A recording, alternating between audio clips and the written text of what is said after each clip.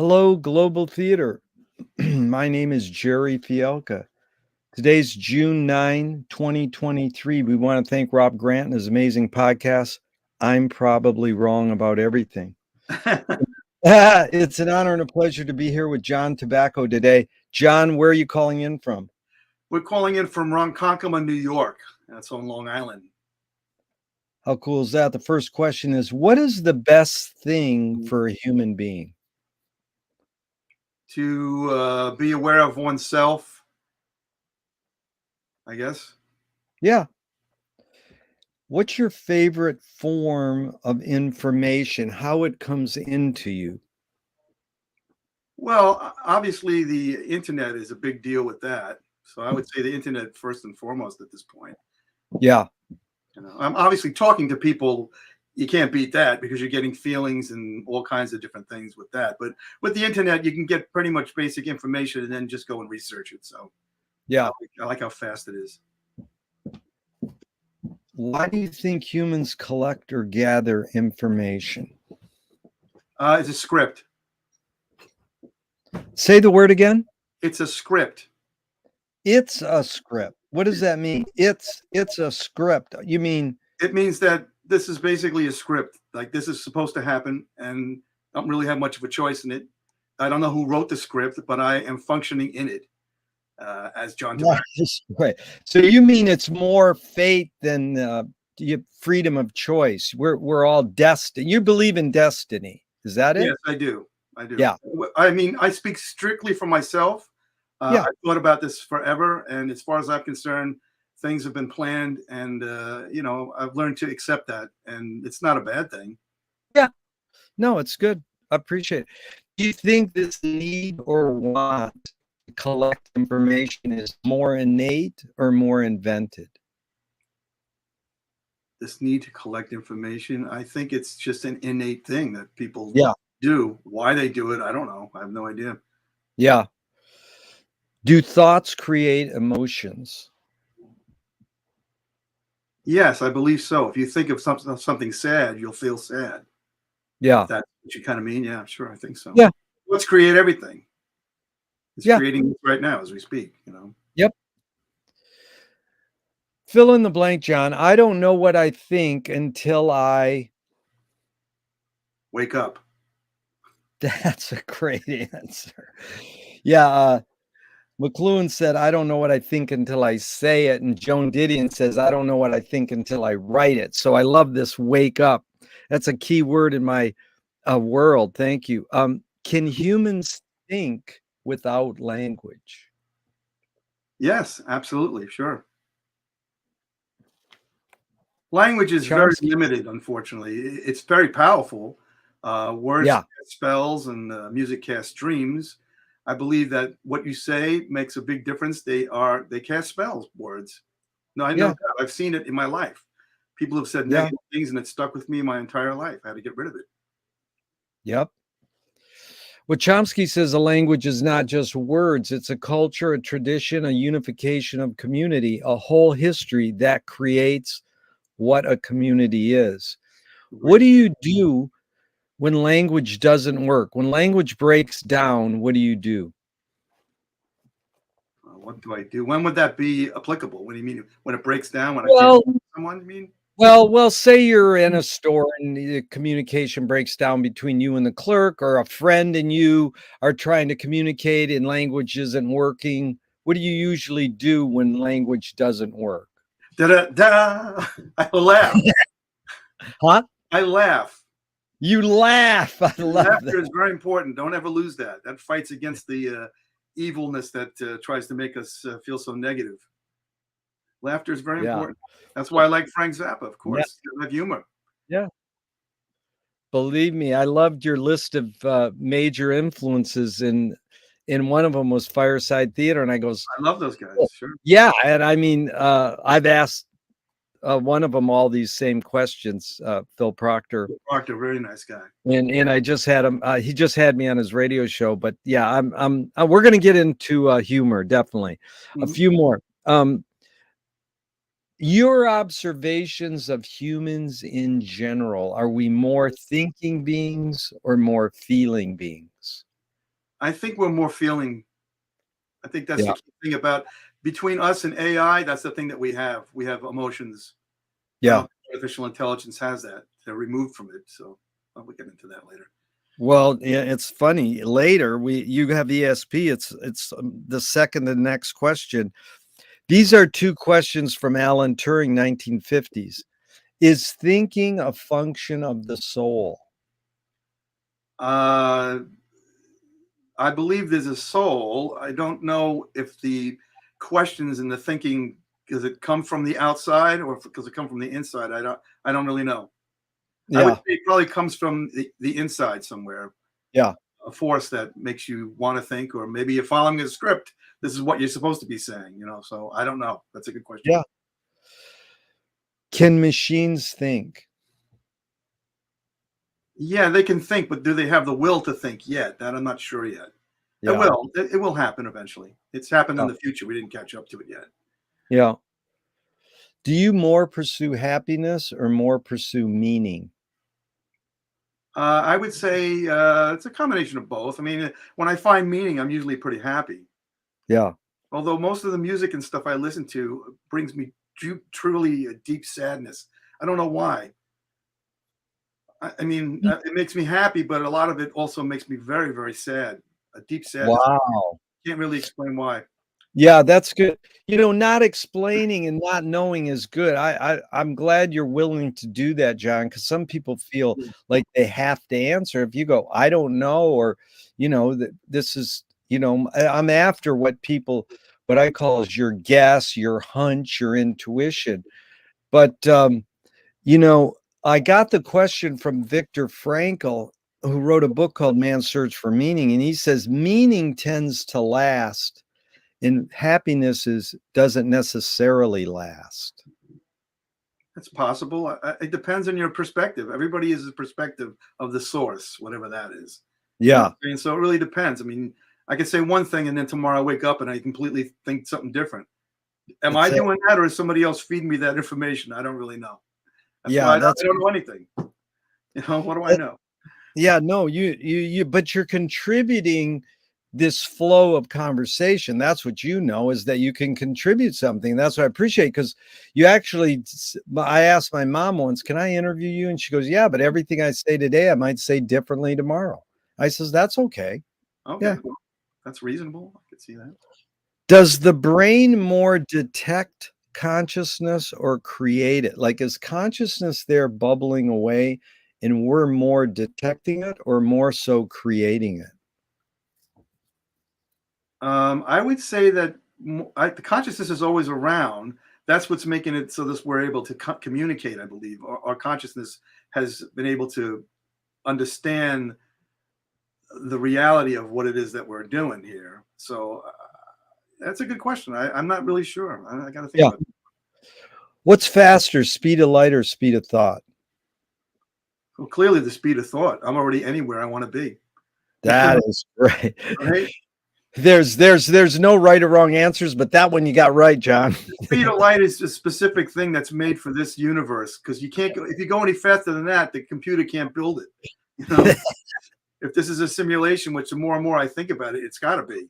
Yeah. Just think of the virtual reality we have now. Imagine in 100 years, you can't distinguish anything.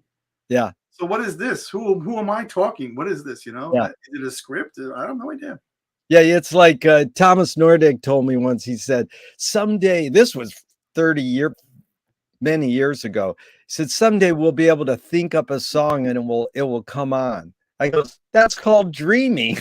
Yeah, well, yeah, sure. But it is now a lot more accessible. I don't have to pull any sort of vinyl or CD or anything out of any case to play it. I type the song in and hit a button and I can hear the song that fast. Right. I have about 8 iPods running simultaneously as we speak. Yeah. And I can tell you, I'll think of a song and I'll get into my car and turn it and it'll show up right there and then. That's so it. Something going on. This has happened 1,000 times. I could give you a million things that happen like that. It's no coincidence. I know that. I have no cell phone. I talk to a homeless person about a song on the boardwalk. I come home and my algorithm on YouTube suggests it. How does that happen? You saw the future. That's what it's an echo of the future, basically, I think. It That means is, you are right on track. It's exactly where you're supposed to be. That's the yeah, only way I can look at it, yeah. you know. Well, Audre Lorde, the poet, said you can't dismantle the master's house using the master's tools. Yvonne Rainer said you can if you expose the tools. What new tool do you suggest?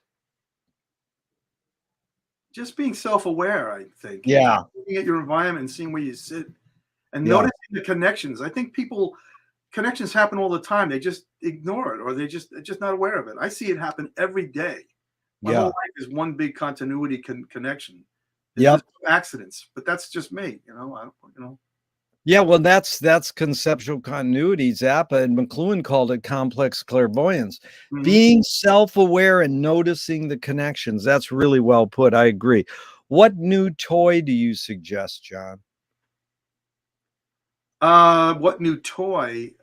Well, I've played around with ChatGPT and also the programs that do artwork, and those are fun if you just let it go. I mean, I'm not sure where it's leading or if it's going to put out people, but the fact is, you can still do a lot of creative things, and they seem somewhat unexpected once you do them. You know, so, Yeah, with these programs, you know, they do an unexpected thing. You take a look at it, and then you reshape it into your own reality. yeah, Maybe you write a prompt for a story, and it'll type something that seems pretty interesting, and you take that and you just disassemble it and you make it your own thing. yeah, With stories, I've done that with artwork. I do artwork is almost as much as music. So, you know, what for? I don't know. I just sort of what I've been doing. wow. What do you worry about when you go to bed at night? Uh, I don't know. I guess I worry about having a heart attack, I guess, or something, or you know, Wow. something physical. I think you Yeah, wake up and you're like, "Why am I bleeding? Like, what happened?" You know. yeah. McLuhan learned from the poet Ezra Pound that artists are the antenna of the race. They're broadcasting and detecting the hidden psychic effects of our inventions, Hmm. so we might be able to cope with what we don't like about our inventions. So, John, I asked you the question Marshall probed his whole career. Why do we ignore the hidden psychic effects of our inventions, even though the artists are broadcasting them to us? I guess there's an innate feeling of fear of the Yeah. unknown. I suppose. I Yep. think the key thing is to get beyond fear. If you can get beyond fear here, you can move on. This place is Yeah. just like a testing ground for how much fear can you take, how much negativeness, you know. You can get beyond that, Yep. you know. It's I great. believe you can. I don't know. Great attitude. I'm with you 100%. Do artists have moral obligation? To themselves, that's about it. Moral obligations, I don't know. That's a really good question because you can think about somebody like the Beatles. They had to really think about what they said. They said one thing, and all of a sudden, millions of people would follow them. So, I mean, on some level, I guess it's really up to them. It's up to people that have the ability to reach a lot of people. When you think about it, Yeah. I mean, you're only responsible to yourself. That's the way I look at it. But again, words are powerful. You got to really think about that. With Yep. great power, there's a lot of responsibility, Yeah. right? So, yeah, I don't know. I would say yes, but you know, it's still up to you. You know. Yep. Are you more afraid of new ideas or more afraid of old ideas? Old ideas and new ideas. That's interesting. I think I'm more afraid of new ideas because I'm unaware of what they kind of the effect they're going to have on me. Yeah. You know, it's a great idea that you have programs that do all your artwork and your music, but think about the implications. Will that stop you from being creative? Are you not useless now? I mean, you know, so yeah, new ideas are scary, but ultimately you'll have to go through them. That's the nature of time, I Yeah. guess. Can you conjure up your earliest memory ever or one of them? Yeah, I can remember being like 1 years old, and there was a commercial that came on. The Wrigley Spearmint commercial had this little animated character, and I remember hearing it and running up to the TV and was just fascinated by the sound and the look of this little cartoon. Must have been about one or something like that. Wow. But I was drawn to the music ultimately, I think. Yeah. The sound of it. Sound. Amazing. Is memory more a curse or more a blessing?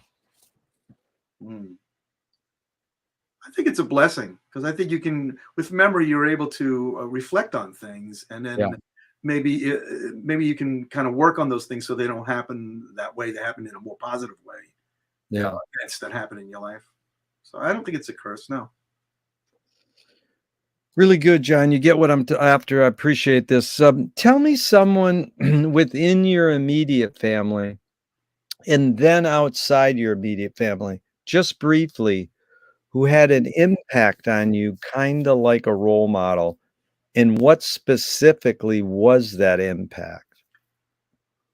Someone in my family, is that what you said? Someone within your immediate family and then someone outside your immediate family.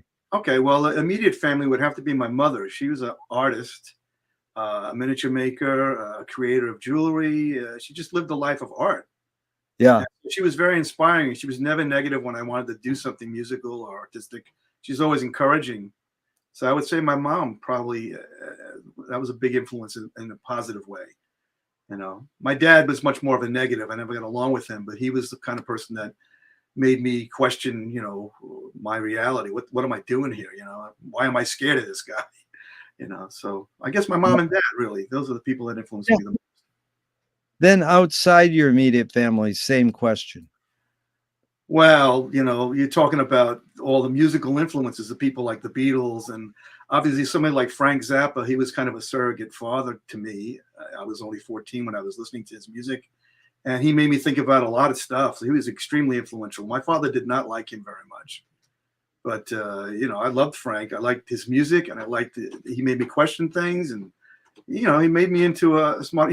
He would probably sit there and I think he probably would like. I don't think he would like the idea that he influenced people onto that level because he said that then you're not responsible or whatever. And I'm like, look, the guy influenced me on so many levels. As a kid, you really think about stuff, So it's crazy.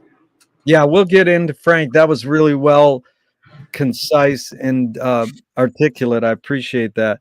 Did your parents raise you a particular religion? We were raised Catholic.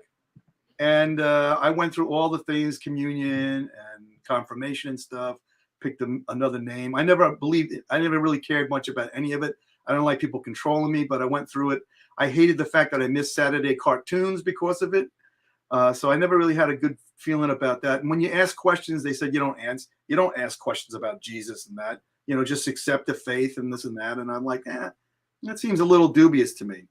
Yeah. And then my father's mother died on Christmas Day, and that was the end of that. So Yeah. we never went to church after that in 75. So Do you pray? yes, sometimes I do pray. I believe there's a power to the thought mechanism in prayer. If God exists, what would you like God to say to you after you die?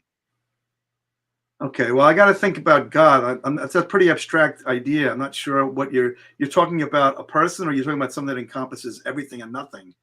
It's Yeah, different, you put it into the context you want. It's an absurd question, but it's just like if there was some voice that's kind of epitomizes what godness is, and they were gonna say something to you after you die, what would you like to hear? that your life is meaningful. Yeah. I guess that's what I'd feel. Yeah. You know? Do evil people exist, or does evil use people as a vehicle? Evil uses people as a vehicle. I think babies that are born right away, I don't know if they're initially evil. I think that it has to be inspired and influenced and watered. But I don't know. Maybe that's a person's soul is dark as opposed to light. What's evil? How do you define evil? Yeah, I it's step good. on Your a answer. bug, am I evil if I step on a bug that's about to attack me? I don't know. Yeah. Yeah, I'm glad you're answering a question with a question. That's what this series is all about, inventing new questions. So the real hidden question here, though, John, is how do you advise someone to deal with an enemy? And I'll set it up. Alan Watts says, if you acknowledge your enemy, you empower them. Coppola stole from the mob and the samurai. Keep your friends close and your enemies closer. JFK said, "Forgive your enemy, but don't forget their name." And Fellini says, "I need an enemy." So it's a lot of thoughts. The basic question is how do you advise someone to deal with an enemy? But first, how would you respond to Alan Watts? If you acknowledge your enemy, you empower them. Yeah, I suppose so. If you acknowledge that they're doing something that's negative to you, yeah, you are empowering them. You're giving them the ability to go and do more of it. So Yeah. your best bet is to recognize it and ignore it and walk away from it. Yeah. You don't. No one should be able to tell you what to do ever. Yeah. That's my feeling. It's great. You know. James Joyce was the first. Oh, wait a minute. There's another one here. I forgot. This is Nassim Taleb said, games were created to give non-heroes the illusion of winning. In real life, we don't know who wins or loses, but we can tell who a hero is. So someone responds, says, well, villains don't think they're bad. They want control. Heroes want freedom. Gregory Bateson, the anthropologist, says if the criminal gets caught, does he go, oh, my criminal skills weren't up to snuff that day? Or does he go, wow, I did something socially or morally wrong? So it's a lot of prompts. The basic question is, does punishment work? Yeah, sure. Punishment definitely works. If you have a weak mind, it'll definitely work. It'll wear you down, but you won't do anything. Yeah. So James Joyce was the first projectionist in Dublin about 100 years ago. He basically checked out. He said, this is stupid. Why should I go inside a building and see a movie of a tree when I can go outside and see a real tree? Years later, Faulkner said, sometimes the best fiction is more true than journalism. Why do we have to recreate things in order to get them? Why do we have to go to a theatrical play of people acting out life? Why don't we just live life? Well, there's really no answer for that. I mean, my only answer is that it's a script, that you're following it, and who knows why you're doing what you're doing. You know, you said you're supposed to go and watch a movie with a tree in it, and meanwhile there's a tree outside which you can appreciate as well. I don't know. It's a good question, but there's no definitive answer I can't give you on. It depends on your perspective. What's your perspective?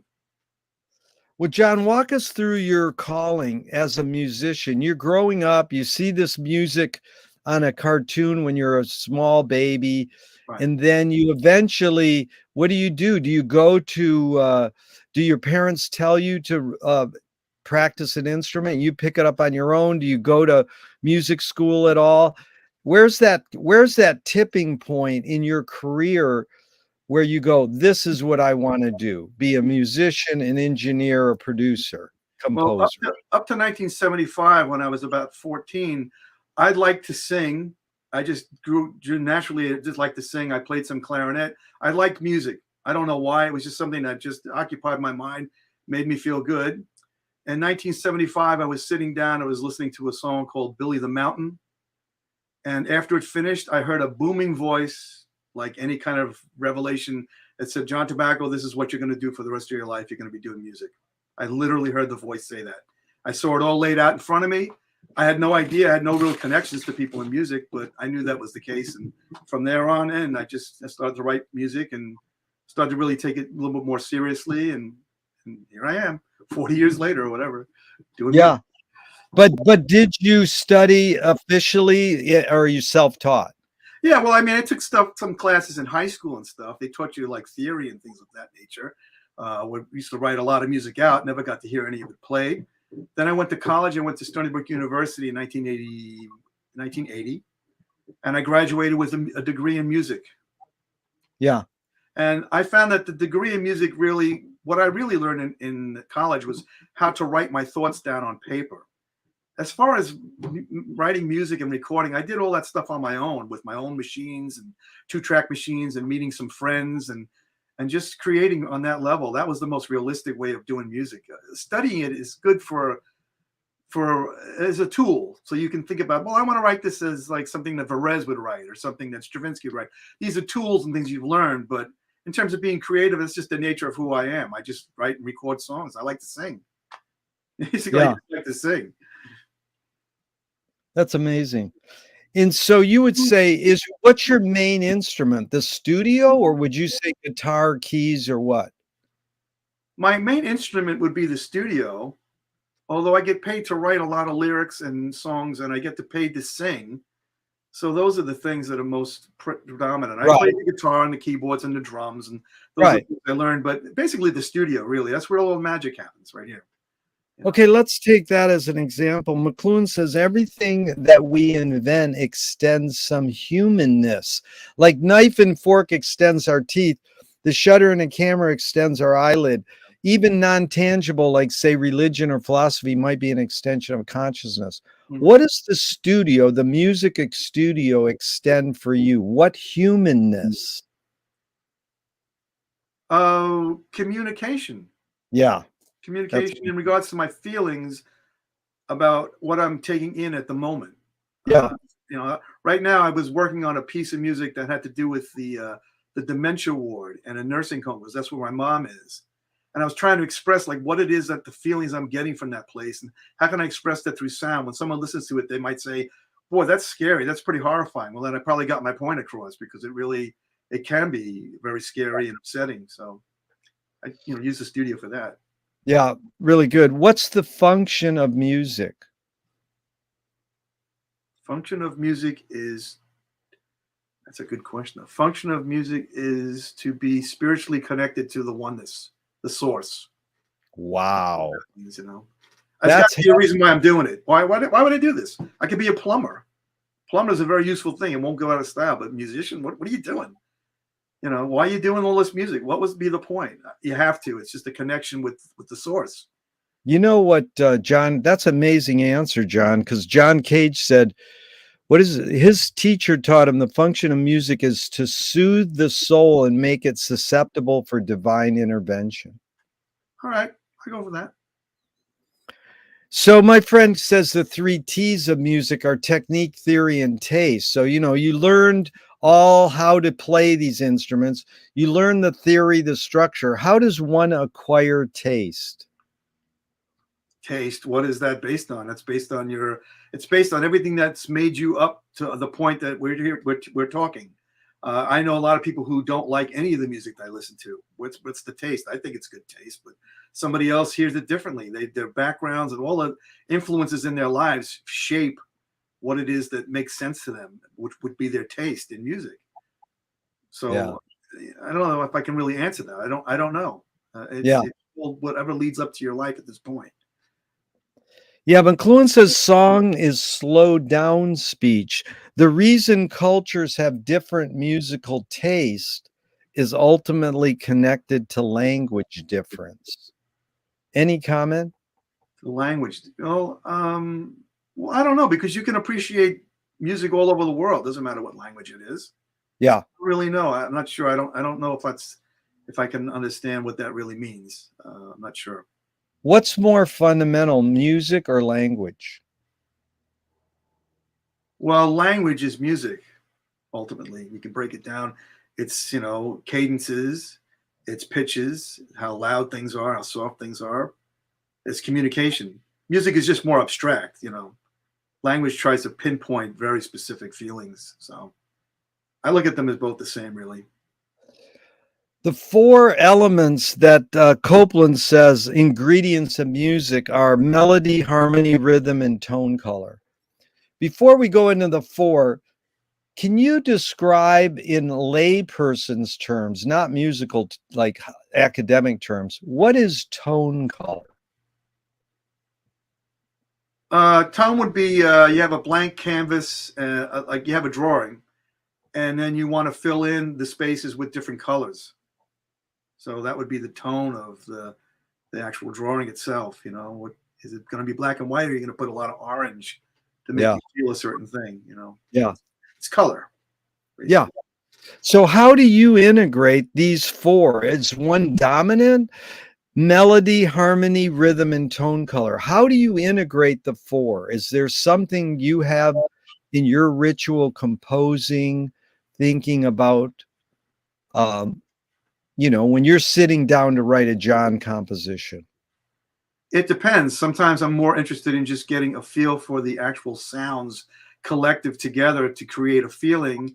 I guess for the most part, I'm singing melodies. I like to sing, so the first thing that comes to mind is the melodies, and then some chords that go with it. As for what it's going to be about, it always amazes me. I'm like, I figure I'm never going to write another song again. Yet something still comes up. It's all a variation on one idea, probably. Yeah. So I would say melody is probably the main thing for me. Wow. And then a screenwriting teacher told me great art, great music is when you can clearly see the intention of the maker. Kubrick says the opposite. Great art is when you can clearly not see the intention of the maker. What role does intention play when you're writing a song for yourself? You're writing a John composition. Right. What role does intention play? Attention is 100%.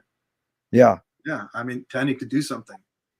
I don't believe in accidents. So I usually say, it's subconscious, but I know I'm intending to want to put across something that I'm going to want to listen to again, that I think maybe somebody else might enjoy, as a matter of fact. So I'd say 100%.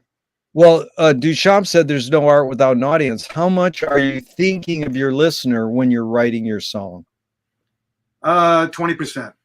Wow, that's heavy. I'm curious your reaction to Frank. Frank said, I just write music for myself, but if other people like it, that's great. But I think what he was doing was over romanticizing the creative process, because he knew if he hit these notes or said these words, kids would buy his music.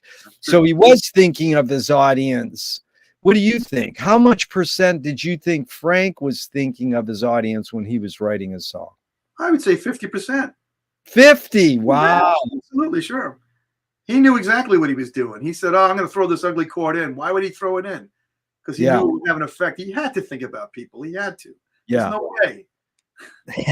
That's just my feeling. I don't, Frank Zappa is one of those guys where I feel bad that I never really got to know him, but I got an inkling of like how he thinks. I just get a feeling of it. I don't know why. I was drawn to it. No one exposed me to it. I just heard it on the radio. It made complete sense what he was doing. I really wish I could have talked to him. I think we would have. You would have got along. But how many times did you see him live ever? Yes, I saw him many times live. I met him for like a second. I asked him a question when he was outside. He was doing the Edgar Varese show. He was conducting it, or actually just hosting it. In San Francisco? No, it was in New York in 1981. Oh, and what'd you ask him? I asked him a question about music that didn't come out yet. It was going to be something from You Are What You Is album. It wasn't released. He had played it on the radio. I asked him if it's coming out, and he said, yes, that's coming out soon. So that was all I got. That's it. Yes, yeah.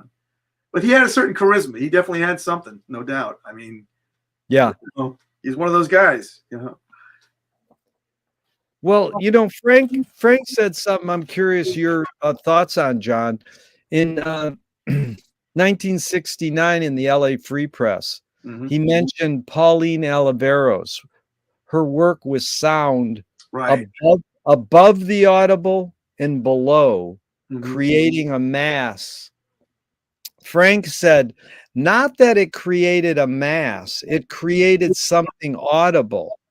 It produced a sum indifference tone, which happened to be located within the audible frequency range. By combining something so high you couldn't hear it, and something so low you couldn't hear it, it yields something in the middle you could hear. Whether or not you liked what you heard in the middle is another question. The concept is brilliant. What do you think of him defining this sum indifference tone, so high and so low? Any thoughts on that? Well, those tones you can't hear, but you can feel. So, I think maybe that's what he meant in the middle. You're feeling it, but you just don't know it. You don't know. You don't hear it specific. Hearing is limited, just like your eyesight. How much more stuff is going on between us right now that we're unaware of? That's what I think about. Like, what's going on? I'm such a limited existence here. Maybe not my soul, but the mechanics of being human. So there's a lot. There's so much more going on. Spiritually, emotionally, physically, and that's your key word is being aware as much as you can of all of them. Yes, it's I don't know how practical that is, but I try to. I'm missing out on a lot, but I'm trying. That's But what I. John, where do you think you got that? The way your parents raised you to be aware, or did you get that on your own? I think it's just a question. No, I don't think my parents really didn't think much about that kind of stuff. It had to do more with Frank Zappa and Mark Twain and people I'd read, and just in general, in an intuitive sense, by listening to people, like there's got to be something else going on here, and then seeing the connections between different events that happened in my life, I realized there's something else that's going on. You mean Mark Twain had influence on you in bringing about this awareness level by reading his books? He had a book called What Is Man? And it's a book about choice and free will. And it made me think a lot. As a kid, I thought, wow, this is interesting. What he's saying is there is the will, but is it free? No, I don't think it is. So, yeah, I love Twain. And it's funny because Nigel Lennon had written some books about Twain. That's Nigel Lennon and I had so many connections. But among all the millions of people I've met, many people I've met, she was one of those people who she had a specific machine that she was working with when she was a young kid. I had the same machine. To me, it's like those are like deep-rooted connections of something. What machine was that? It was called an Akai GX4000D. It's a reel-to-reel, 2-track reel-to-reel. You can put sound on one side, then you can shift it onto another side. And basically, I learned how to engineer and record music using that device. Wow. So what year did you read Twain, What Is Man about? What age about? I would say I was about 16, probably 16 and 17. The book's been sitting around for my house for years. I just figured, let's read this. What is this all about? I mean, I knew Twain stuff like Huckleberry Finn and Tom Sawyer. I knew them from school. I liked them. They were good. But that particular book is a very kind of a dark book, and it's really interesting. What Is Man is the name of it. Yeah. What age did you get the Akai recording device? My friend Chris Patty, a multi-talented musician that I live in an apartment that he lives upstairs. I've known him since 5th grade, and he had a device called the Akai GX4000D where he would record stuff, and I heard what he was doing and thought, this is fantastic. It's a great way to get ideas down. So I had bought a machine eventually and learned from that. I didn't. But what age approximately are you when you're getting that? 17. Yeah. So you've performed with Ed Palermo and bands over the last 40 years. A few.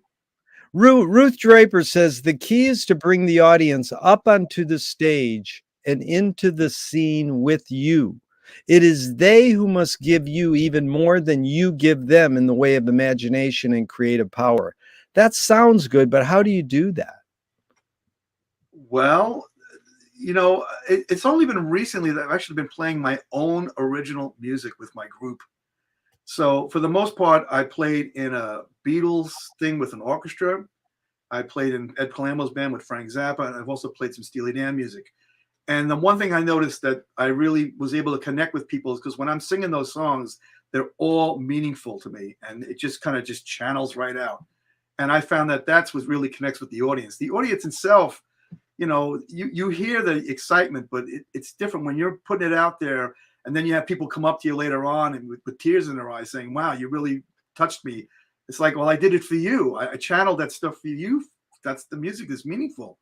So, to me, I'm probably getting off track there, but that's basically it. I'm not sure about the audience. It's nice when they're excited, but to me, it's like if I don't put out the energy, then they're just not going to get it.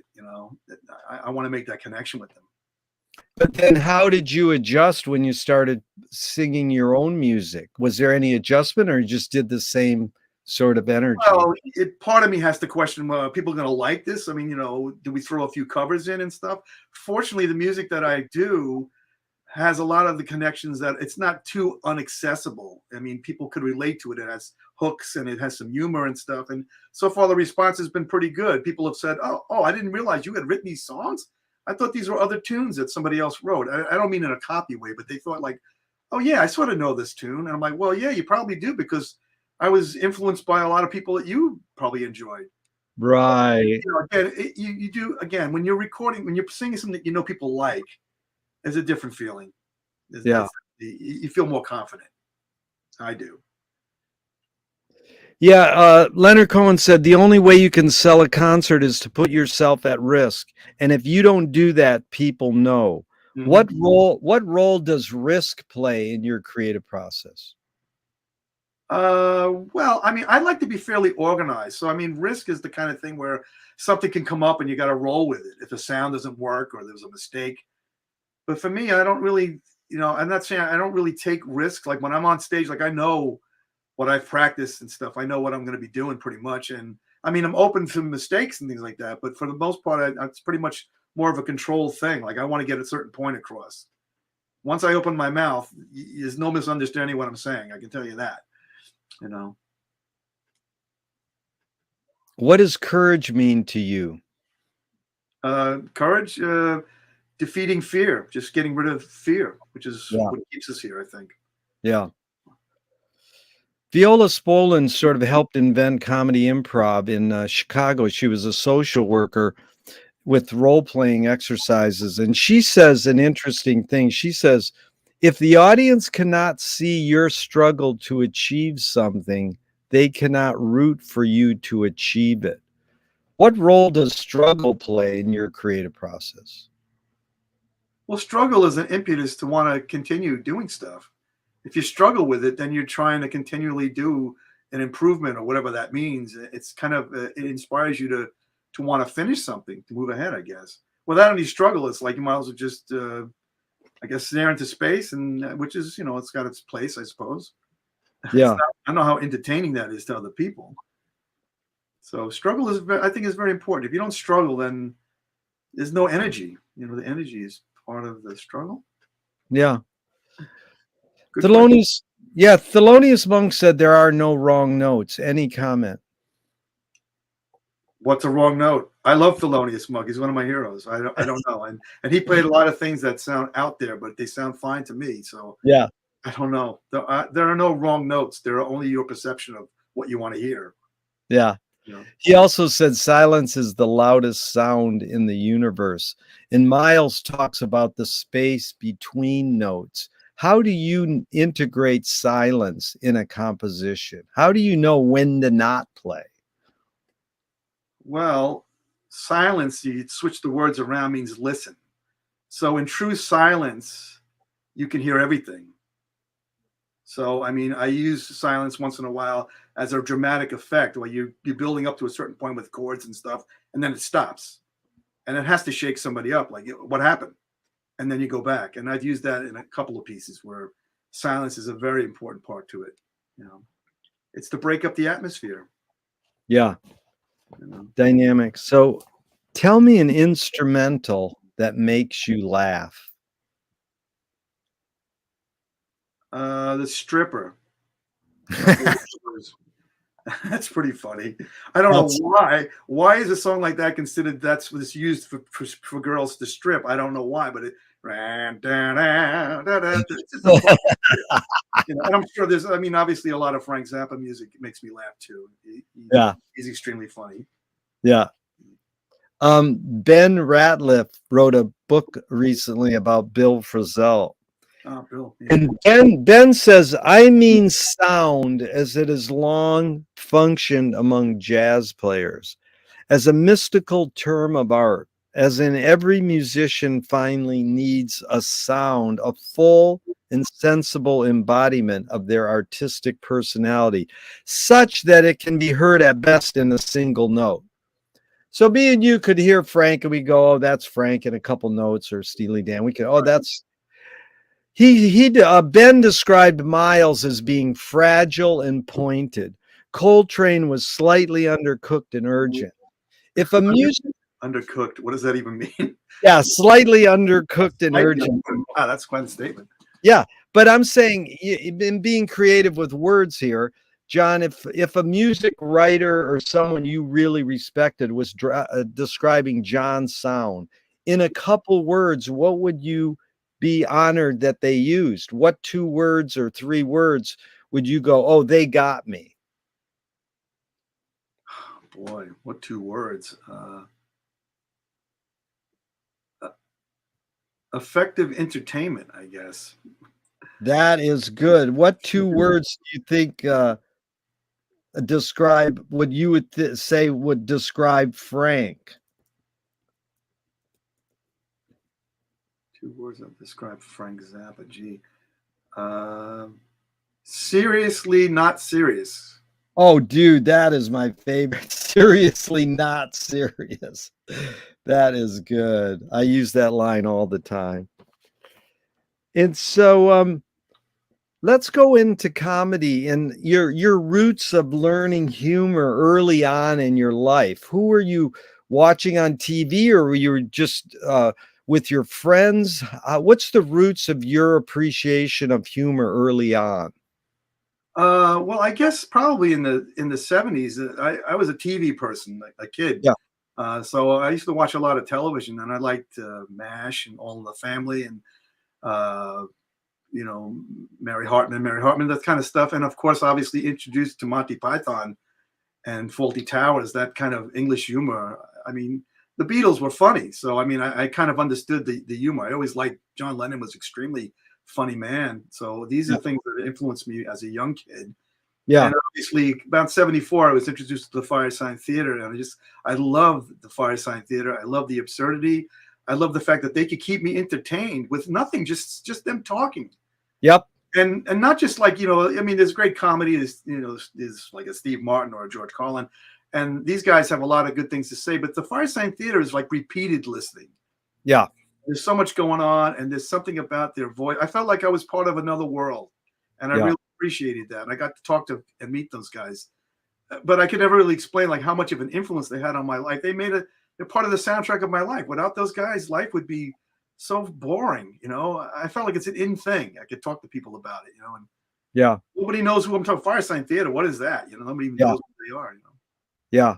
No, it's pretty amazing because they're also called the Beatles of comedy, and it's like, well, Absolutely, sure. I could believe so that. what? You can call them that, but it is how I learned was, I'm in Ann Arbor, Michigan, going to college mid '70s, and my roommates would recite the albums. So Yes. I learned Fireside by live performance Mhm. of their albums. Right. And that's really what got me so intrigued. I could listen to the album and appreciate it. But what is the function of laughter? To beat off evil. Yeah. Uh, There are evil forces out there. They control us all the time. They feed off our energy, the negative, and they can't deal when you laugh. So if you ever meet a gray or you meet some sort of reptilian character, laugh. They won't know what to do. yeah. To me, laughter is key. Yeah. Gurdjieff said the laughter is the reconciliation of yes and no. And McLuhan loved to quote Steve Allen said, behind every joke, there's a grievance. Even the word every aside, what's your take on that? Behind a joke is a grievance. What's your take on that thought? Yes, because the joke is a relief to the problems at hand. That's what it is. So yeah, I could believe that. I like Yeah. Steve Allen. You know, I asked my friend who wrote with Robin Williams, can satire be destructive? Sure. And he said that's the job of satire. Now, if me or you do a cartoon in a certain country and they kill us, some people think dying is destructive. But Jonathan Swift compared satire to a mirror in which people could see every face but their own. In fact, Frank nailed it by saying, watch the Nazis run your town. Now go home and check yourself. You think we're singing about somebody else. Yeah. What is the function of satire?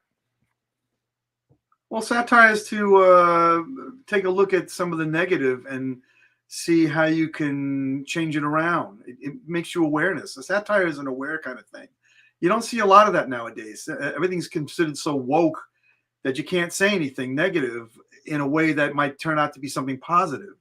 Yeah, Frank Zappa's satire was there to make you think and to wake you up. yeah, So this way, when you were faced by things they didn't understand, now you can sit there and say, wow, now I get why he was talking about that. yeah. So satire is very important. Up Magazine and Harry Shearer's show and what was called satire news, and then fake news changed, and now it's considered disinformation. And there's a huge following of people like Jon Stewart and then Stephen Colbert and all the satire news. Do you think in the big picture, does satire news more activate people or more pacify them? I would think that satire should activate more people. I mean, but people are kind of passive. Their attention span is kind of limited nowadays, and if they don't hear what they want to hear right away, they just go away from it. I noticed that I deal on Facebook, and I always put up things that are kind of satirical. And I noticed that if it's something that's just funny, a lot more people than like it. Satire makes people go, you're a little cynical, and you're kind of destroying the pleasantries of life. And I'm like, well, not really. I'm making you try to think about stuff, how absurd everything is, and through that, you should be able to find humor, and through humor, happiness. So, yeah, did I answer the question? I don't even know. Yeah, no, that's fine, because it leads a little. We can go into this topic a little. Is Frank utilized satire in current events and helping us raise our awareness of what's happening in the real world. Yeah. And Utah Phillips says anarchy is making rules for yourself and not other people. Who's entitled to make the rules? The individual. Yeah. You should be telling anybody ever what to do. That's my attitude. I mean, sorry, this is the way it is. I don't go for people who abuse children or do any of that kind of stuff, and I'll be the first one to make sure that doesn't happen in my environment. But if people are going to be doing that, that's just what they do. I mean, who am I to say? The sun's going to blow up, and what is any of this going to mean anyway? So, it's just a question of how you want to look at your reality. Whatever that means. Well, what does freedom mean to you now? Freedom to me means non-existence. That's freedom. Yeah. What does non-existence mean? I don't know. That's a good question.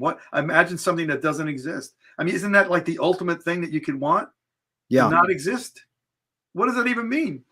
I don't even know. I can only go. I got a wall in front of me. I can only know blackness, but what's beyond that? What's beyond nothingness? What does that even mean? Well, that's Frank quoting Zen and Roxy, saying nothing is what I want. What I mean, of course. Sure.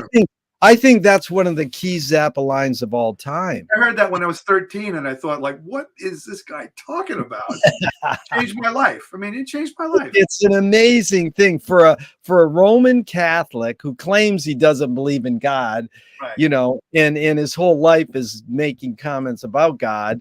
And then to say nothing is what I want, a true Zen saying. So he's making fun of Zen, but as you know, knowing Nige Lennon, she was the one who really brought out that Frank was studying Zen a little. He got into a little Zen kind of investigation. Sure. Well, he was trying to be aware. Yeah. He was trying to be aware. And what's the difference between rights and responsibilities? Well, I think everyone has a right to be responsible or irresponsible. That's the way I have to look at it. I know what it is that I like, and I'm a reasonable person, but what that means to other people could be completely different. Yeah. So yeah, there's a socialist, John Basil Barnhill. He said, "Where the people fear the government, you have tyranny. Where the government fear the people, you have liberty." V for Vendetta, the 2005 film, paraphrased it. People should not be afraid of their governments. Governments should be afraid of their people. How do you personally handle false fears, like the war on drugs? You can't have a war on drugs because drugs don't fight, and you can't say no to drugs because drugs don't talk. So how do you, John, personally handle these false fears? Well, I don't take any drugs. I mean, I've taken, I guess they give me anesthesia for a surgery or something like that, or nitrous oxide for when I went to a dentist. I enjoyed it. I've never taken any drugs, so I don't really know. That's not something I even really think about. I mean, what's a drug? Food is a drug. It's sugar. Am I addicted to sugar? Well, I've tried to stay away, but I like sweets, and that has an effect on my biological well-being. Yeah. So, what was your question again? Because you're making me Well, think. it's more like what the government's created. Because Frank even responded to this once. He says, "You can't have a war on drugs. You got to have a war on hopelessness, because that's why people take drugs." Oh, So okay, sure.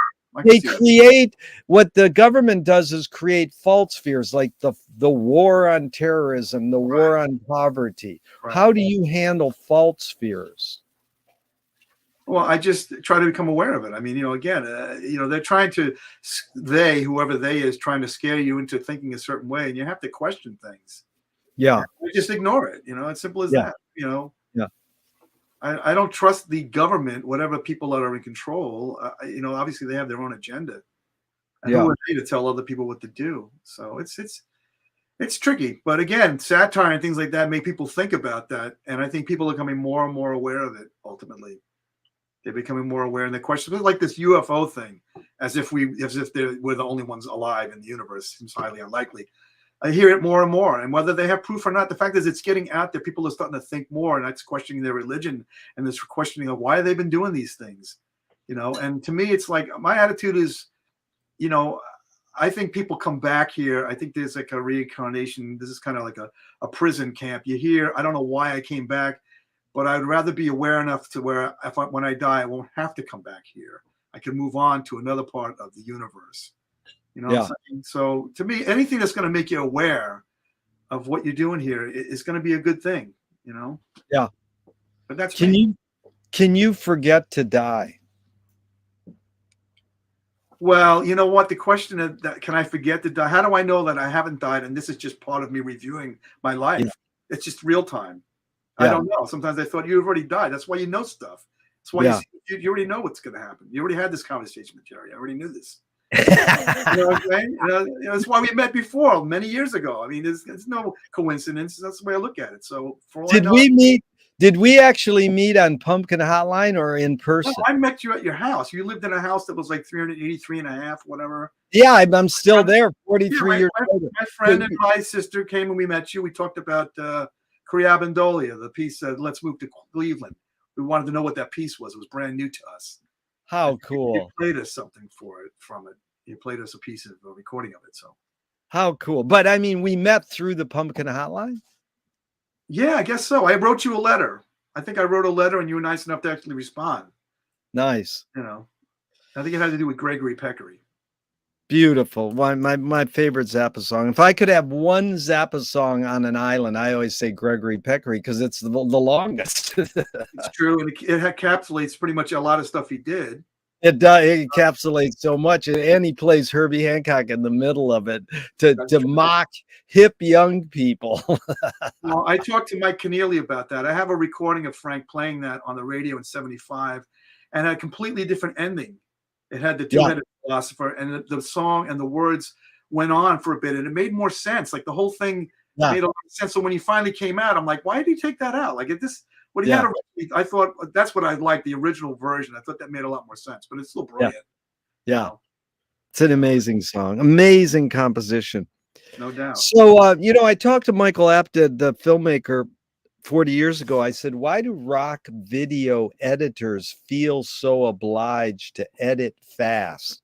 I mean, Frank really got into this too. And my theory is he learned it from Tony Palmer, because Tony Palmer made a documentary on the Cream and Right. did that flat flicker frame editing. Now, most people don't know that Abel Gance invented rapid montage in 1922 in France, but it really flourished in the 80s with MTV, to the point where Marty Scorsese says, I cut my films faster because of MTV. So, Michael Apted said, because we've learned to take in information faster. So I asked the question with a bias, John. Can we literally learn to take in information faster, or are we just brainwashed to believe we can? Yeah, we can learn faster. Sure, it's like practice, like anything else. Yeah. Information that's quicker, you'll be able to get it, and the parts that you leave out, you'll learn a little bit later. I like editing. To me, editing is the most fun thing that I enjoy doing in life. Yeah. I like manipulation of time. I like the fact that the digital editing has made it so much quicker than having to cut up the tape where you can make mistakes and things like that. And I think that a lot of music that I like from the 70s, I think they're great. I think they just need to be edited. I don't Yeah. think they have that ability to really go about doing it. And Frank, an amazing editor. If you listen to some of his pieces after and before, I'm like, I agree with everything that he does musically edit. I'm like, that made total sense that he cut that out or put that in. Yeah. I learned a lot from Frank with that. That to me, editing is key. I've edited more than most people will ever do in a lifetime. That's why my philosophy is sort of not accepted in the Zappa world. Frank created 60 albums for us. That's it. Yeah. I don't want to hear stuff that's post Frank. He's not approving. He said, "Oh, why did you put out the Grand Razoo Mini Orchestra?" He says, "Because none of the tapes were worthy." Then they put it out. You're disobeying the creator, dude. He said it. You know. I agree. There's no doubt. I have a lot of issues with the re-releases that they do. Yeah. Yeah. But again, it is what it is. Somebody's, they think differently. I totally agree. If Frank wanted it out, he probably would have put it out. Yeah. Well, it's a guy who the guy's office is about 5 miles from here, Universal. They own Frank now. So blah, blah, blah. So anyways, the bottom line question to that last question is it literally possible for humans to multitask? Yeah, absolutely. Sure. Just like a computer. No doubt. What was the motive of the cave artist? Your opinion, your hunch. Bored. Bored. You gotta do something. I saw something. I think I'm going to draw it and try to represent it. Why? I don't know, because what else am I going to do? I'm going to go out there and kill some animals and eat. I know I got to do that. It's fun to just kind of draw stuff and try to get it, communicate something. Yeah. A lot more animals. I wish more animals would do that. They don't. An elephant can paint a picture, but human beings, they leave messages, whereas animals don't leave messages. I mean, they might, because they could poop somewhere and well, I'm not going to go there. That told me to stay away from that. But in terms of language, that's a human thing. What can you do? Yep. John, what's more important, conviction or compromise? Conviction. Don't compromise ever. You've got a lot of accomplishments in your life. How do you rate these three elements? Luck, skill, and ambition. What played the biggest role, second and third? Well, I don't believe in luck, because to me everything has already been scripted out for me. So I guess I have the ambition to want to do it. I don't know why. There really is no point. I mean, why? I wanted to create a bulk of work that means something to me, and it's out there for other people to discover, just like I discovered the music that I like. That's what I have to figure, I mean, this is my interpretation of my life. You might find something nice in it. Hopefully, great. If not, what are you going to do? It had to be done, It's not like I get paid to write my own music. I don't. Yeah. Hardly ever. Well, your observations of humans in general, is ambition based more on fear or more on joy? Well, the fear would be that I'm going to die soon, so I might as well get done as much as I can. But really, it's got to be motivated by joy. I really get a kick out of it. I'm in the zone.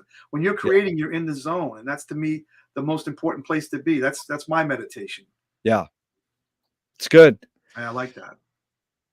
T.S. Eliot said poetry is outing your inner dialogue.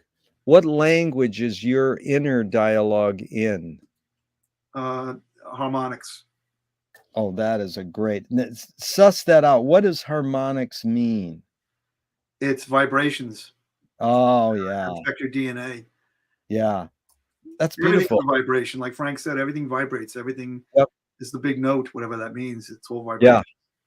There's one particular chord. It's called a D over a C chord. It's a very specific kind of chord. And when I hear it, I just get chills or I cry. It has an effect on me. It has since I was a little kid. I never even understood why. It was all over the Planet of the Apes. When I saw that movie when I was a little kid, I was like, oh, what is that? And as I grew up older, I realized, look at this. This person used this, and that's why I like that chord. It's always showing up. And the people I like, Zappa and Steely Dan, they always use those chords. And I'm like, why did Frank use that chord a lot of times at the ending? He would just put that D with a C. He knew there's something going on there. There's definitely, for me, it's a vibration. It touches my DNA. I don't know what it is. It's different for each person. It's sort of some vibration to the breath and the inhale and the exhale. But if you had to sing the D over C chord you just talked about. Give me an example. What does it sound like? Well, I can't sing a chord because I can only have so many notes come out of my mouth. So, Yeah, you'd have to have I'd have to play it for you. yeah. You Well, know, the tuba throat singers, though, they do three sounds at once, don't that's they? a gift. They're able to do that. I haven't mastered that down. I don't know unless I get a cold or something. Yeah.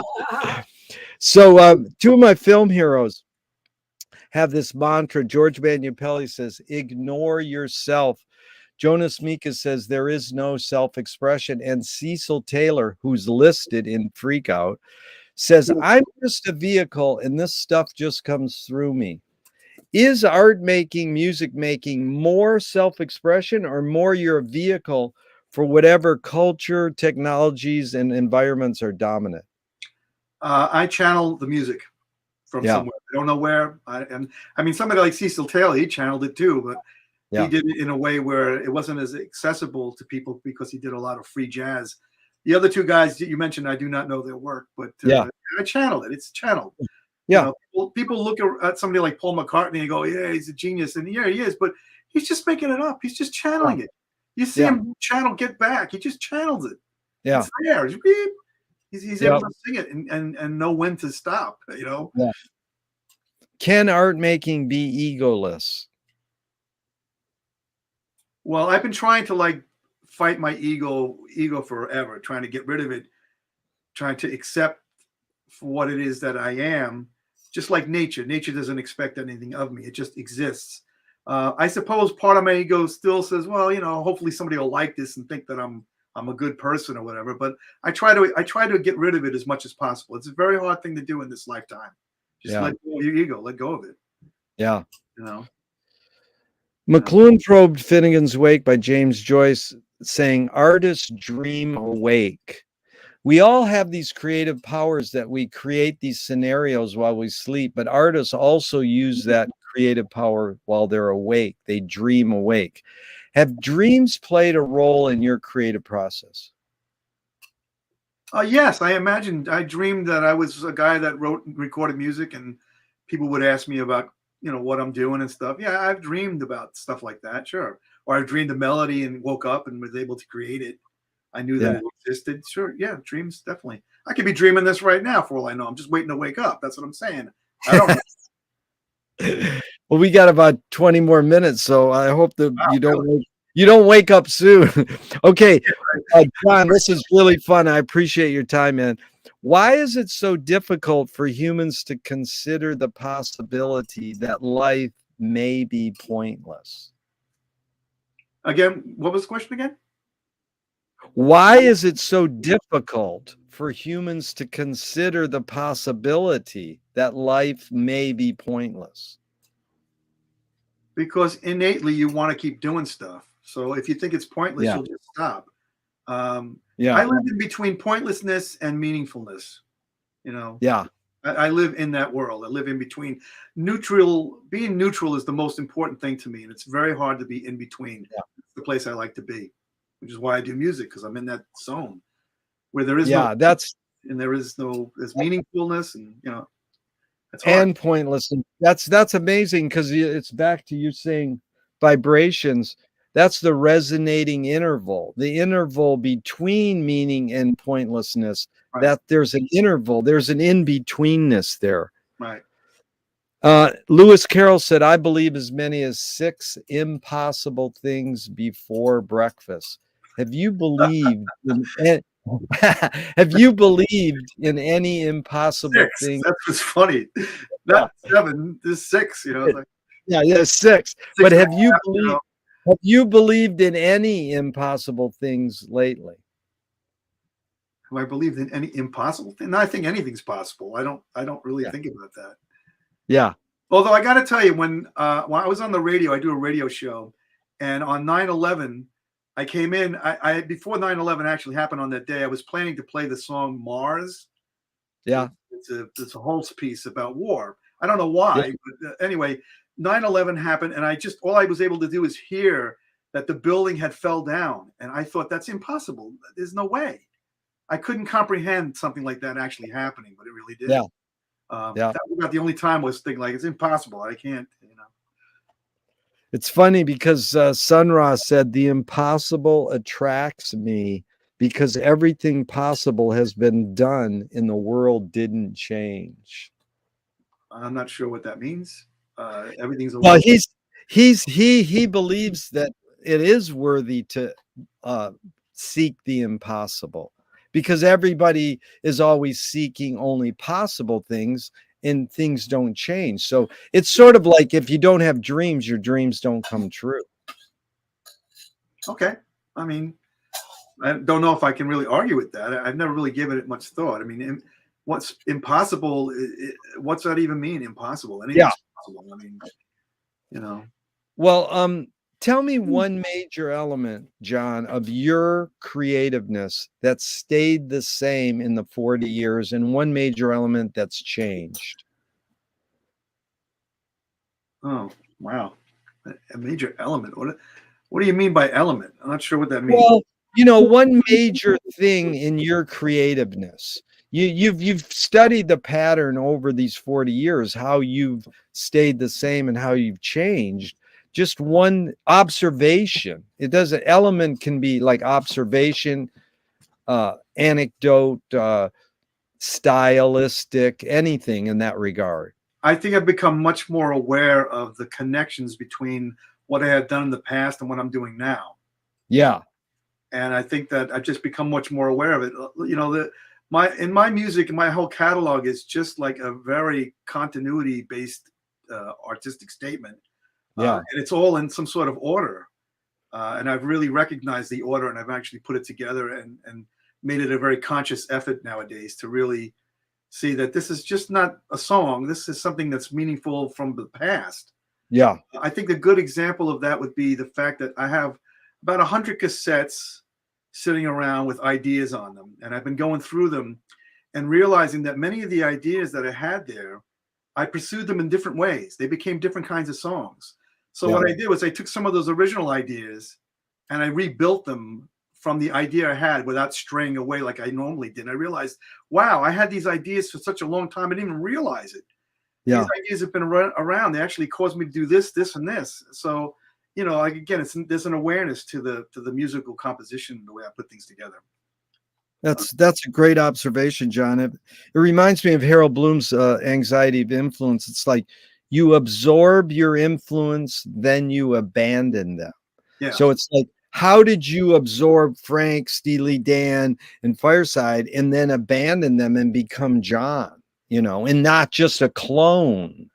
Well, that's questionable because somebody could hear it and say, "Oh, clearly he was influenced by Zappa or the Beatles." I mean, I think it really has to do with just doing more and more work. Obviously, when you first start out, you kind of emulate the people that you like because that's what you know how to do. But as you keep going on, the key thing I think for musicians is mostly writers write with other people. Yeah. They will inspire you and make you go and think differently than you would normally do. Yeah. And I've been fortunate to work with a number of people who made me do that, where I got to the point now where when I do something, I can think like, how would they approach it? And because of their influences, that kind of takes away from the Zappa and the Steely Dan. Those are very specific influences in terms of pop music. I don't really have a lot of people that like that kind of stuff. They like the Beatles, obviously. That's kind of a universal thing. But a lot of things like the Fireside Theory stuff, nobody knows what they don't know that stuff. It's a niche, and most people I meet are not in a niche. They know whatever's popular now. So eventually, again, as you keep doing it, it's like it's a statue, and you're carving it out, and that's what I've been doing. I've been carving this statue for years, refining it every day. And when am I going to get bored with it? I don't know when. Yeah, that's good. You know who I'd love if you've never talked with is Tommy Mars. He lives in Venice. I just saw Tommy Mars yesterday on the internet. I was thinking about him. I'm like, this man is talented. What a talented player. Yeah. And I thought, like, what is he doing nowadays? And so, of course, you had to bring him up. Well, it's amazing because we run into him all the time. And he did a concert with my wife 25 years ago, which we just put up, and they do a cover of Yo Cats. You got to see this. Great. It's amazing.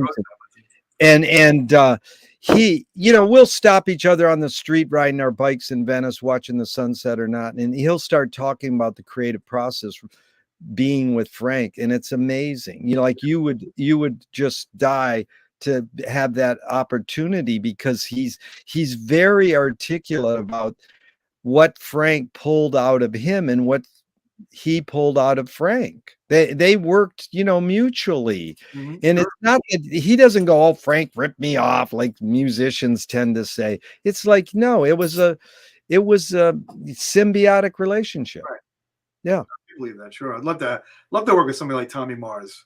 Yeah. I play him something, I'm sure he'd be able to see it in a whole different direction and be like, wow, this guy is like Yeah. a real instrument in upon himself. He Yeah. has that much talent and can hear stuff and play it. Yeah. Any of those guys that played with Frank, they're just amazing players. I don't think people, sometimes I wonder, like, are they just amazed, or do you really think about the skill that goes into it? And they can be goofing around and still playing this stuff. Like, it's really Yeah. difficult to do. You know, I got to admire it. What Yeah. can I say? Even somebody like Sheila Gonzalez that plays with Dweezil Zappa, what Oh, amazing! Like, what, she's just playing it like no big deal. yeah. Oh my God, what a No, gift! she's amazing. She is definitely one that Frank would have loved having her in the band. Yeah, I don't have that kind of ability. I don't, not in this lifetime. I am an idea guy. I can sing and put Yeah. things together, but I sure would love to have been able to play like that. You know, just it's a real extension of your body. I don't have that ability. Yeah. Well, John, Moshe Feldenkrais works with healing and movement. He says it's literally possible to identify a weakness and incorporate it to become a strength, rather than we're normally taught to overcome a weakness. Right. Okay. Tell me a weakness you turned into a strength. A weakness. I guess a weakness was like at one point I would say no to something, like I can't, and say no, just take the challenge and do it. Yeah. Even if it's a failure. Yeah. I've gotten better at that, you know. My sister's a really wonderful person, and she's sort of like, you know, you got the little devil on one side and the angel on the other. Every time something comes up, I'm thinking like, no, I could just hear it come say, yeah, come on, just do it. Just come on. Just do it anyway. What do you got to lose? And she's right. You know, it's great. It's really right, because that's back to having the courage to fail. In fact, I think one of my other favorite Zappa lines is, "I'm a failure, but I'm not a miserable failure." Yes, that's good. I love that. I remember that. Yeah, I would go with, I don't feel miserable about stuff. Yeah, yeah. There's another line. I'm curious your thoughts, John. You create what you resist. And I'm not saying you, John. One creates what one resists. In fact, Bob Goldthwait, the comedian, morphed it into "you are what you hate." James Joyce said it's a curious thing how your mind is super saturated with the religion in which you say you disbelieve. And Louis Buñuel nailed it. He said, "Thank God I'm an atheist." So just your thoughts on this line: you create what you resist. One creates what one resists. Any thoughts? Well, resistance is assistance, so it's kind of hard to tell. I would guess if you're resisting something, but you're aware of it, then that's going to be motivation to try to overcome that resistance, I guess. Yeah. I guess. I'm not sure. That's a good question. I mean, I'm just thinking about the atheist. Thank God, an atheist. That's a very funny line. Yeah. Bruel would say something like that. I love those kind of characters from back then. Yeah. What if, like, how do you find peace of mind? How do I find peace of mind? Write and record music. Yeah. Mostly. Or art. Doing art. Yeah. So here's 5 questions from Alan Watts, just briefly off the top of your head in a couple words. Number 1, who started it all? The source. Are we going to make it? Yes. Where do we put it? Everywhere. Who's cleaning it up? The source. Is it serious?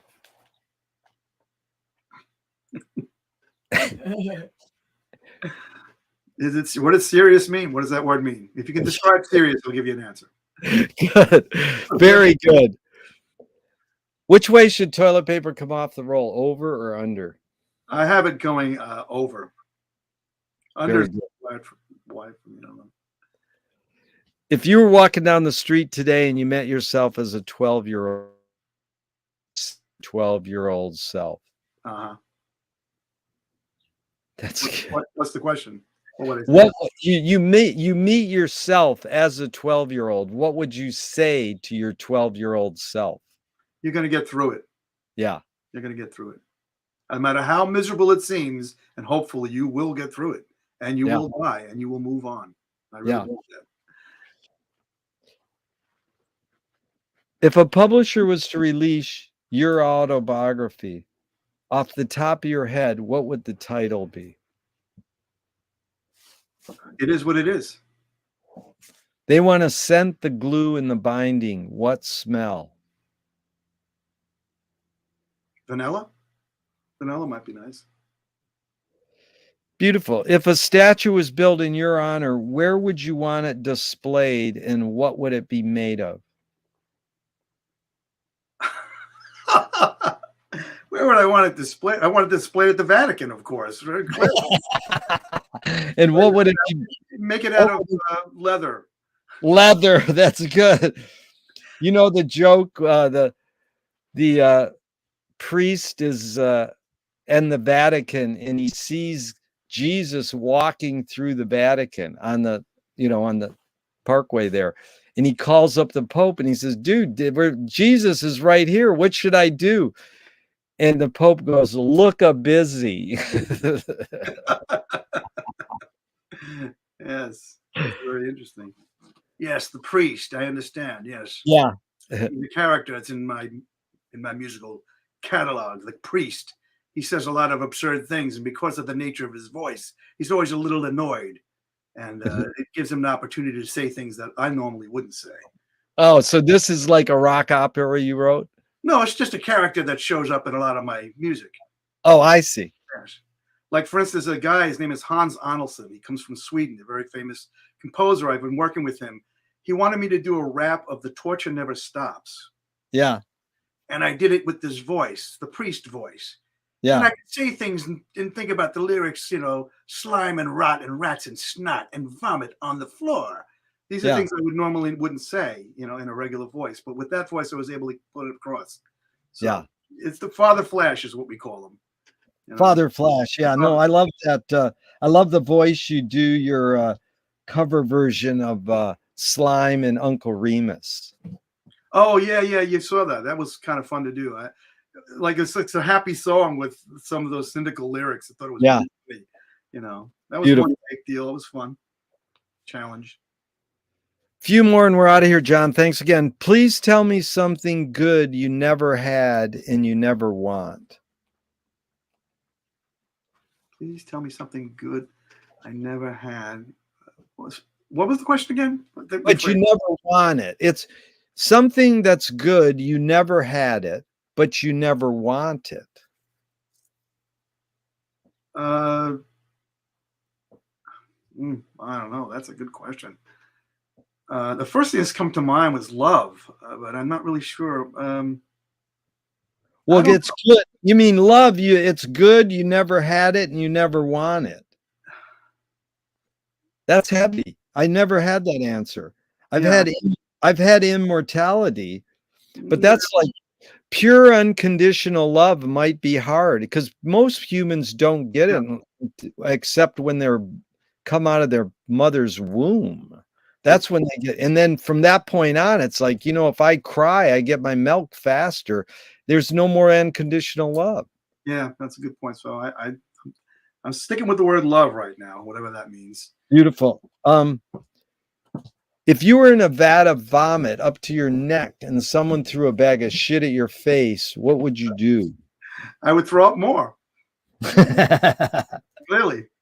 Something I try not to think about. That exists somewhere. I've probably been through it.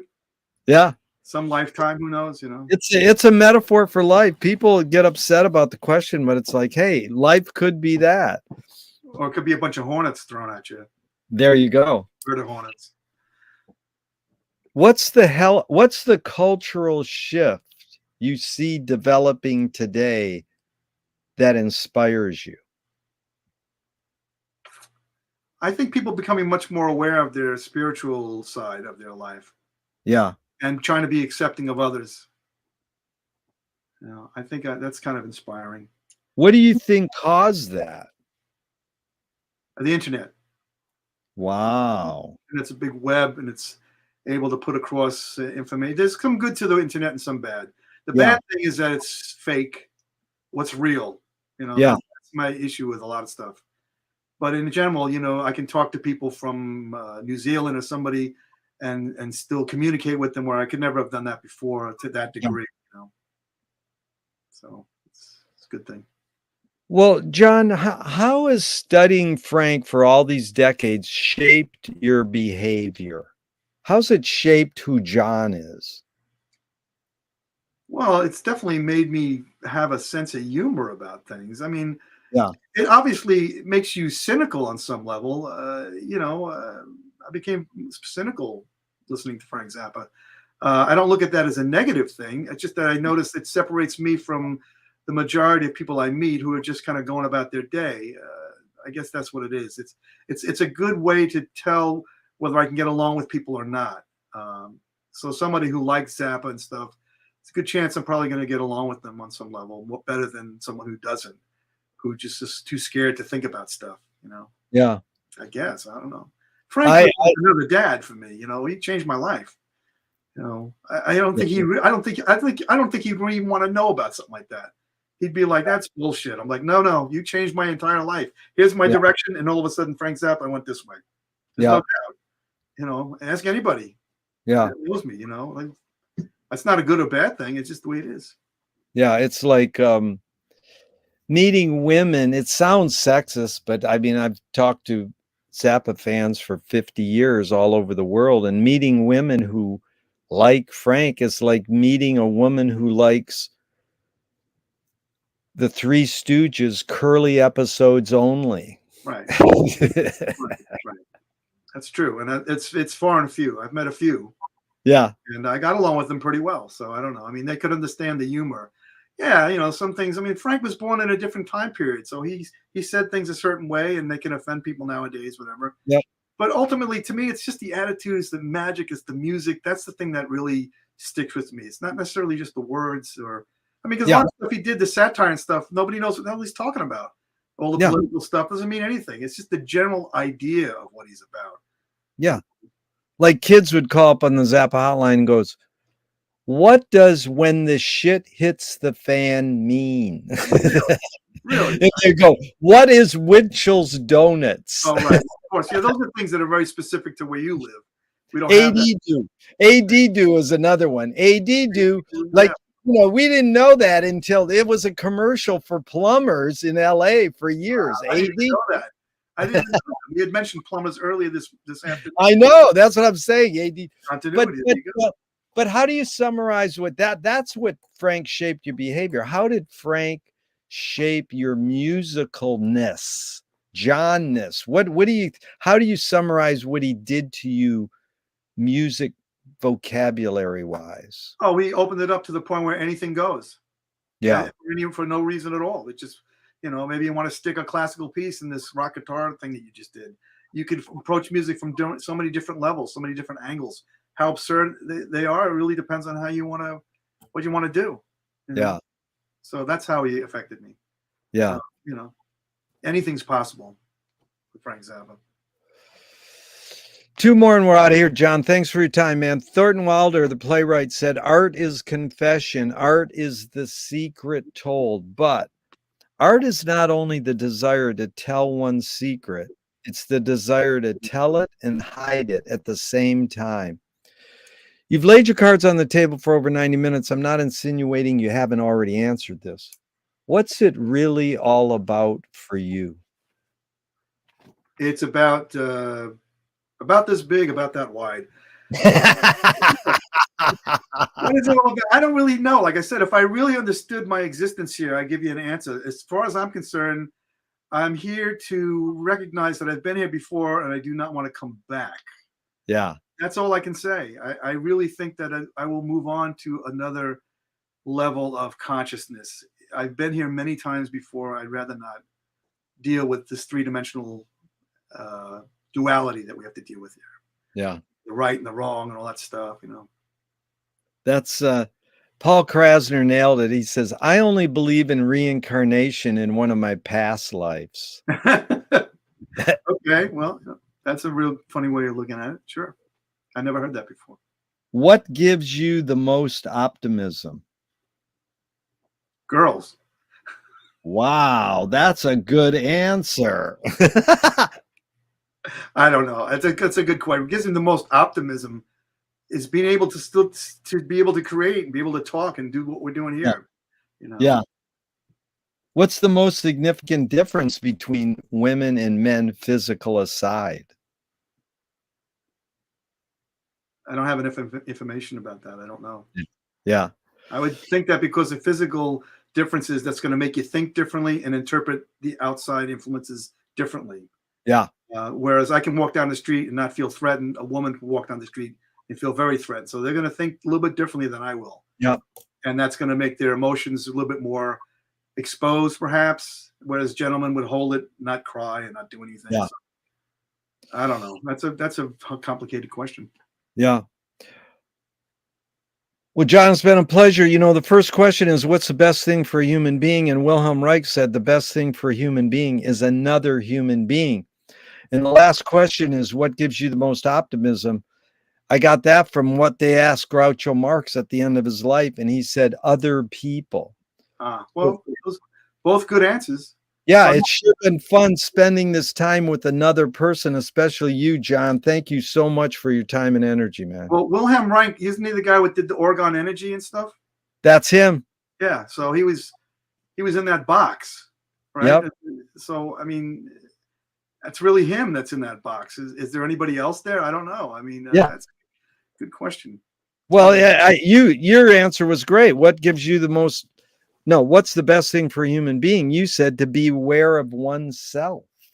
Right. This awareness level. And, you know, I appreciate that because that's what I think what brought us together is our commonality in appreciating Frank Zappa. And that's what he was trying to do, is just raise awareness through so many means, like words and music and feelings and everything. So yeah, he was unique in that respect. Yeah. And there's a lot of great artists out there, but Frank Zappa is very specific. He's very unique. Yeah. In one of the most interesting artists I have ever come across, especially because of his continuity, because he could see his life as art. Yeah. Everything was, and that's the only way I could live my life at this point. I don't know anything else. So yeah, when it ends, I end. That's it. You know? Conceptual continuity, the big note, man. Yeah, so exactly. So fun, John. Thank you again so much. Even though I'm going to hit the end broadcast button, I hope this never ends and we can keep talking forever and ever. I hope I can get the chance to review it or send it to people. Please do. Yep. Okay. Well, I appreciate it, Jerry. Thanks. We'll talk again. I hope. Thanks. Thanks, John. All right. Take care. Bye. Bye.